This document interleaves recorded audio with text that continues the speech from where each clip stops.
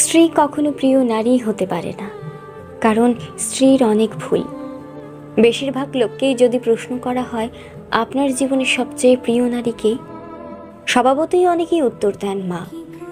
কেউ বলেন মেয়ে, কেউ বলেন বোন, কেউ বা বলেন নানি, কারণ সে তাকে কোলে পিঠে করে মানুষ করেছে।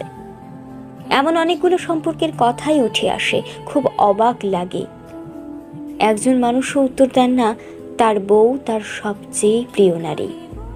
আসলে বাঙালিদের সমস্যা, বউকে ভালোবাসি বললে মান সম্মান চলে যাবে, লোকে বউ পাগল বলবে, বউয়ের কাছে ছোট হয়ে যাবে, অথবা বাকি পুরুষদের সামনে হেডাম কমে যাবে।